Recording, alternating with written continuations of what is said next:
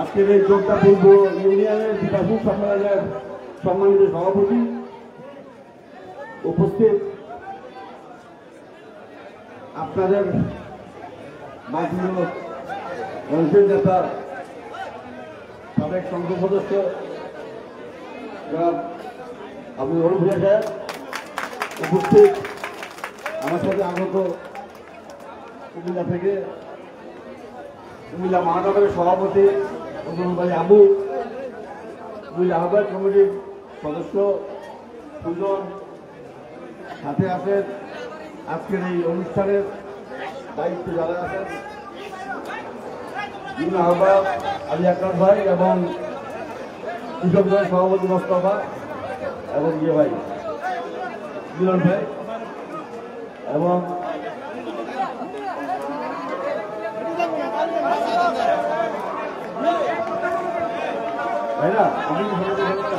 আপনারা একটু অপেক্ষা করুন, আমাদের মাত্র আগাম পড়ছে আমাদের চাইলে আপনারা আমি 5 মিনিট কথা শেষ করে দেবো,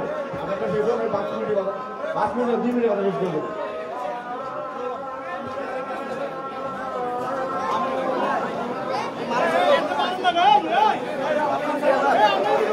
সবাই একটু বসেন, আমি 2 মিনিট করে শেষ করে দেবো, আগামী শেষ হলে 2 মিনিট করে শেষ করে দেবো।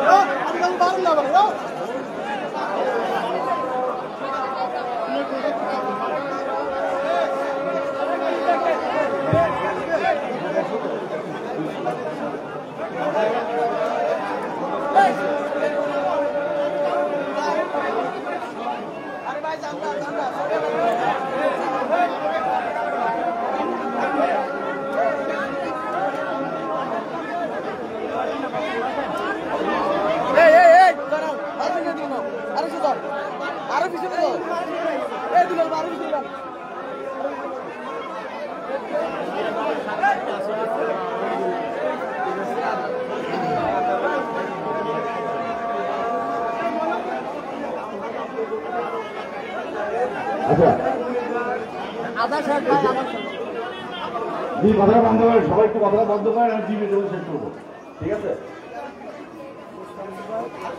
যেহেতু আদান করে গেছে, সবাই নামাজ পড়বে, সময় বেশি নাই, আমি শুধু একটা প্রশ্ন করবো, ভাইরা যারা ছবি তুলেছে সবাই সামনে দিকে সামনে থেকে সরেন, সামনে থেকে সরেন সবাই প্লিজ।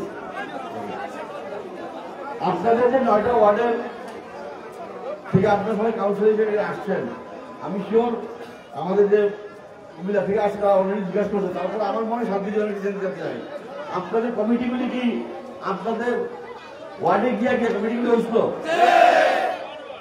আপনাদের মত পছন্দ মানে আপনাদের সাথে আলাপ আলোচনা করে হয়েছে? আপনারা পছন্দ অনুযায়ী হয়েছে? তো এখানে আজকে যে কমিটি করছে এটা আপনাদের ইচ্ছা অনুযায়ী হয়েছে? আলহামদুলিল্লাহ।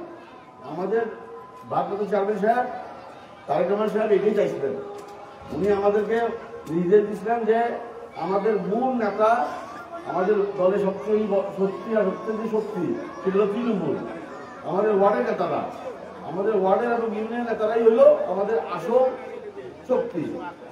দলকে তারা ধরে রাখে, যে কোনো বিপদে আপদে সবসময় তাদের কারণে এই দল সুরক্ষিত ছিল। আমাদের দলকে ভাঙার অনেক চেষ্টা করা হয়েছে, কিন্তু তারা যেহেতু ঠিক ছিল সেই জন্যই দল আজকে বাংলাদেশের সবচেয়ে বড় দল হিসেবে আমরা প্রতিষ্ঠিত। আপনাদের কাছে চাওয়া একটাই, আমরা চেষ্টা করছি আপনাদেরকে মূল্যায়ন করতে। আপনারা যারা দলের দুর্দিনে দলকে ধরে রাখছিলেন, তাদের ইচ্ছা অনুযায়ী, তাদের মতামত অনুযায়ী যেন দলের নেতা নির্বাচিত হয়। আপনারা যদি বলে থাকেন যে হ্যাঁ আপনাদের ইচ্ছা অনুযায়ী হয়েছে, আমরা সেটাকে আমাদের স্বার্থকতা হিসেবে নেব। আমরা কুমিল্লা থেকে আসছি শুধু আপনাদেরকে এগুলো জানাইতে যে আমরা আপনাদের সাথে আসি। আমাদের চেষ্টা এটাই যে মূল নেতৃত্ব যারা ত্যাগী নেতা তারা যেন সামনে আগ বেড়ে আসে এবং দলটা যেন সুশৃঙ্খল এবং সুসংগত হয়। আপনাদেরকে চাওয়া এটুকু কি দলটাকে সুন্দর করে আরো শক্তিশালী করবেন। দলের মধ্যে কোনো চাঁদাবাজ বা দলের নাম ভাঙে নিজের ব্যবসা করে এমন কোনো লোক যেন অগ্রাধিকার দিবেন না, তাদেরকে দলে রাখবেন না। দলের ত্যাগী নেতাদেরকে অবশ্যই একবারে মূল্যায়ন করবেন। আজকে আপনারা যারা তিনজন যারা নির্বাচিত হয়েছেন আপনাদেরকে শুভেচ্ছা সাধুবাদ। কিন্তু আপনাদের মধ্যে আমাদের একটা অনুরোধ, এই যে ৭১ বিশিষ্ট কমিটি হবে সেখানে ত্যাগী নেতাদের আগে মূল্যায়ন করবেন।